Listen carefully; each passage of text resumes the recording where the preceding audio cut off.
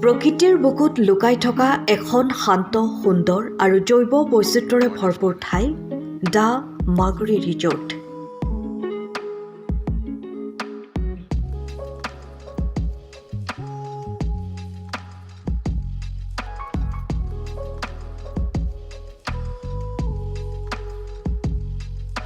আমি একচুৱেলি বিভিন্ন বৃত্তিৰ মানুহ।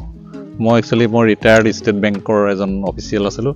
এখেত এজন চিকিৎসক ডক্টৰ আৰু এখেত ৰিটায়াৰ্ড DTO সঞ্জীৱ হাজৰিকা, প্ৰবীণ ঠাকুৰ আৰু মই পদুমপোনা বৰুৱা। আমি এটা NGOৰ লগত জড়িত প্ৰতিশ্ৰুতি কেঞ্চাৰ এণ্ড পেলিয়েটিভ ট্ৰাষ্ট। আমি কেঞ্চাৰ ৰোগীক সহায় কৰা বা কেঞ্চাৰ এৱাৰনেছ কৰা কামখিনি আৰু ডিব্ৰুগড়ত বহুত ডাক্তৰসকল আছে বা বিভিন্ন বৃত্তিৰ মানুহ আছে, আমি এইখিনি কাম কৰোঁ। তেখেত KV গণপতি, তেখেত হ'ল টাটা কেঞ্চাৰ হস্পিটেলৰ অংকোচাইকলজিষ্ট আৰু তেখেত পেলিয়েটিভ কেয়াৰৰ গোটেই ভাৰততে তেখেতে প্ৰমোট কৰে, তেখেতৰ প্ৰশিক্ষণৰ কাৰণে ব্যৱস্থা কৰে। তেখেত আমাৰ প্ৰতিশ্ৰুতিৰ লগত জড়িত, আমাৰ ৱেল উইচাৰ বা আমাৰ পৰামৰ্শদাতা গাইড। আমি মাগুৰী মতাপুং বিল ফুৰাম বুলিয়ে ইয়ালৈ লৈ তেখেতেতো ভাল পাইছে আৰু আমাৰতো কথাই নাই। মোৰ এইটো মাগুৰী মতাপুঙত ধৰক 3rd ভিজিট, দ্বিতীয়বাৰ আহিছোঁ মই। গতিকে আমাৰতো আৰু একেবাৰে নিজৰ ঠাই, আমি সাংঘাতিক ধৰণে আপ্লুত আৰু ভাল পাওঁ কাৰণেই তেখেতক লৈ আহিছোঁ। মাগুৰী মতাপুং বিলৰ কাষতে অৱস্থিত এই ৰিজৰ্টখন প্ৰকৃতিপ্ৰেমী, পৰ্যটক আৰু নিজৰ মোবাইল কেমেৰাত প্ৰকৃতিৰ ছবি তুলি সাঁচি ৰাখি ভালপোৱা প্ৰতিজন লোকৰ বাবে দ্য মাগুৰী ৰিজৰ্ট এক আদৰ্শ গন্তব্যস্থান। ইয়াৰ প্ৰকৃতিৰ সৌন্দৰ্য, নীৰৱতা আৰু সেউজীয়া পৰিৱেশে মনৰ সকলো ক্লান্তি আঁতৰাই দিয়ে। শীতকাল আহিলেই সকলোৱে ভাবে আনন্দ উপভোগ কৰাৰ, নৈ, বিল বা নদীৰ কাষলৈ গৈ প্ৰকৃতিৰ লগত সময় কটোৱাৰ। কিন্তু এতিয়া সেই আনন্দৰ বাবে দূৰ দূৰণিলৈ যোৱাৰ কোনো প্ৰয়োজন নাই, কাৰণ তিনিচুকীয়া জিলাৰ সমীপতেই আছে দ্য মাগুৰী ৰিজৰ্ট। এই ৰিজৰ্টৰ এটা বিশেষ আকৰ্ষণ হৈছে নৌকা যাত্ৰাৰ লগতে সুন্দৰ ভেটফুল মেটেকা নৌকাত উঠি মাগুৰী বিলৰ নীলা সেউজীয়া পানীৰ মাজেৰে যাত্ৰা কৰোঁতে দুয়োপাশে দেখা পোৱা যায় দেশী বিদেশী পৰিভ্ৰমী চৰাইৰ মনোমোহা দৃশ্য। শীতকালত এই বিলখন বিভিন্ন প্ৰজাতিৰ চৰাইৰে ভৰি পৰে, যিয়ে এই ঠাইখনক পৰ্যটকৰ বাবে আৰু অধিক আকৰ্ষণীয় কৰি তোলে। প্ৰকৃতিৰ এই অপূৰ্ব দৃশ্যৰ মাজত যদি আপুনি বিচাৰে অসমীয়া থলুৱা খাদ্যৰ সঁচা সোৱাদ, তেন্তে দ্য মাগুৰী ৰিজৰ্টেই আপোনাৰ বাবে সৰ্বশ্ৰেষ্ঠ ঠাই। ইয়াত পৰম্পৰাগত অসমীয়া থলুৱা খাদ্য খুব যত্ন সহকাৰে প্ৰস্তুত কৰা হয়, যাৰ সোৱাদ সঁচাকৈয়ে মনত ৰৈ যায়। ইয়াৰ উপৰিও পৰ্যটকসকলৰ সুবিধাৰ বাবে ৰিজৰ্টখনত আছে স্বচ্ছ আৰু সুন্দৰ থকা খোৱাৰ ব্যৱস্থা, লগতে বন্ধুত্বপূৰ্ণ পৰিসেৱা আৰু শান্তিপূৰ্ণ পৰিৱেশ। বন্ধু বান্ধৱী, পৰিয়াল বা প্ৰিয়জনৰ সৈতে এটা স্মৰণীয় সময় কটাবলৈ এই ৰিজৰ্টখন হৈছে এক আদৰ্শ পছন্দ। তেন্তে যদি আপুনি বিচাৰে প্ৰকৃতিৰ কোলাত কিছু সময় আনন্দ, শান্তি আৰু সতেজতা উপভোগ কৰিবলৈ আৰু থলুৱা খাদ্যৰে এসাঁজ সুখে শান্তিয়ে খাবলৈ, তেন্তে পলম কিয়? আজিয়ে আহক দ্য মাগুৰী ৰিজৰ্টলৈ, য'ত প্ৰকৃতি, পৰ্যটন আৰু পৰম্পৰা একেলগে মিলি গঢ়ি তোলে এখন অপূৰ্ব অভিজ্ঞতা। লগতে এই ৰিজৰ্টখনলৈ আহিব আপুনি আপোনাৰ মোবাইলৰ গুগল মেপ অনুসন্ধান কৰক the Maguri resort.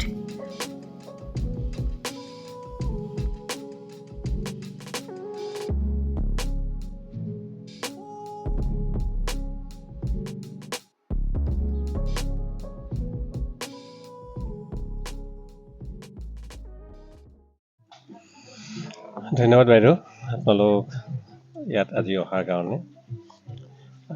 Maguri resort এইটো ব্যৱসায়িক ভিত্তিত বা যি ভিত্তিতেই বুলি নকওঁ কিয়, এটা এই অঞ্চলটোৰ যিটো পৰ্যটন, এই পৰ্যটনটোক আগবঢ়াই নিয়াৰ ক্ষেত্ৰত এটা পদক্ষেপ লৈছোঁ বুলি আমি ভাবিছোঁ সদ্যহতে। কাৰণ মাগুৰী মতাপুং বিল এখন বিশাল বিল, এখন বিশাল জলাশয়, প্ৰায় দীঘলে ইয়াৰ 13 কিলোমিটাৰ, বহল 4 কিলোমিটাৰ, অসমৰ ভিতৰত এখন বিশাল জলাশয়। এই জলাশয়ত বহুতো প্ৰকাৰৰ চৰাই চিৰিকটি পোৱা যায়। বিশেষকৈ এই শীতকালত ইয়াত যিবিলাক পৰিভ্ৰমী চৰাই আহে, সেই পৰিভ্ৰমী চৰায়ে আমাৰ এই মাগুৰী বিলখনৰ যিটো পৰিৱেশ, এইটো সৌন্দৰ্যৰে ভৰাই পেলায়। বিশেষকৈ এই মাগুৰী বিলৰ আকৰ্ষণ এই পৰিভ্ৰমী চৰাইবিলাকেই। পক্ষীৰ মাতৰ কোলাহলৰ যিটো ইয়াৰ পৰিৱেশ, সেই পৰিৱেশটো উপভোগ কৰি যিটো আনন্দ পোৱা যায় সেইটো ফিল কৰিবলৈ ইয়াত মানে পৰ্যটকবিলাকৰ আগমন ঘটে। আজি কিছু বছৰৰ পৰা এই পৰ্যটকবিলাকৰ পৰা আগমন ঘটি আহিছে। যোৱা 24 বৰ্ষৰ পৰা ইয়াত পৰ্যটকৰ সংখ্যা যথেষ্টভাৱে বাঢ়িবলৈ ধৰিছে। মানে মই ভাবিছোঁ মানে এইবিলাক বিলখনৰ প্ৰতি আকৰ্ষিত হৈ যিবিলাক পৰ্যটক আহিছে তেওঁবিলাকৰ থকা খোৱা সকলো ব্যৱস্থাৰ যাতে আমি দিব পাৰোঁ সেই উদ্দেশ্যটো লৈ প্ৰধানত এই যি মাগুৰী ৰিজৰ্ট এই মাগুৰী ৰিজৰ্টখন আমি গঢ়ি তুলিবলৈ চেষ্টা কৰিছোঁ। লগতে মাগুৰী বিলৰ লগতেই আমি ইয়াত মাগুৰী মতাপুং বিল পৰ্যটন উন্নয়ন কেন্দ্ৰ এটা স্থাপনৰ আমি যোজা কৰি আছোঁ। তাৰ ইনিচিয়েল কাম কাজবিলাক আৰম্ভ হৈছে। এই কেন্দ্ৰটোৰ যোগেদি আমি যিবিলাক বিশেষকৈ দূৰ দূৰণিৰ পৰা যিবিলাক পৰ্যটক আহে সেই পৰ্যটকবিলাকৰ সকলো ধৰণৰ সুবিধা আমি ইয়াত প্ৰভাইড কৰিম। এটা পৰ্যটনস্থলীত যিবিলাক মানে সুবিধা দৰকাৰ হয় এই সকলোবিলাক সুবিধা আমি তেওঁলোকক দিম। তেওঁলোকক যদি বাহিৰৰ পৰ্যটক হয় তেওঁলোকক এয়াৰপৰ্ট হওক বাছ ষ্টেচন বা ৰেল ষ্টেচনত তেওঁলোকক ইয়াত লৈ অহা, তেওঁলোকক থকা মেলা খোৱা বোৱা আৰু যেতিয়া মাগুৰী বিলখন আমি তেওঁলোকক পৰিভ্ৰমণ কৰাম তেওঁলোকৰ প্ৰত্যেকটো কুৱেশ্যন আনচাৰ দিব পৰাকৈ আমাৰ তেনেকুৱা প্ৰশিক্ষণপ্ৰাপ্ত ইয়াত গাইড থাকিব। গতিকে মেইন উদ্দেশ্য সেইটোৱে আছে যে এই মাগুৰী বিলখনক আমি কিমান বেছি এক্সপ্ল'ৰ কৰিব পাৰোঁ, বিশ্ব দৰবাৰত আমি কিমান বেছি এক্সপ্ল'ৰ কৰিব পাৰোঁ সেই উদ্দেশ্যটো লৈয়ে আমি মাগুৰী মতাপুং বিল পৰ্যটন উন্নয়ন কেন্দ্ৰ আমি স্থাপন কৰিছোঁ।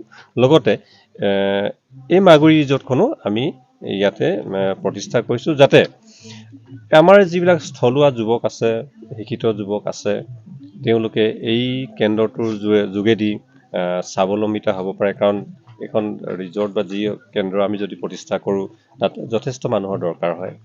তেওঁলোকে এটা ইয়াত সংস্থাপন পাব আৰু বিভিন্ন মানুহৰ লগত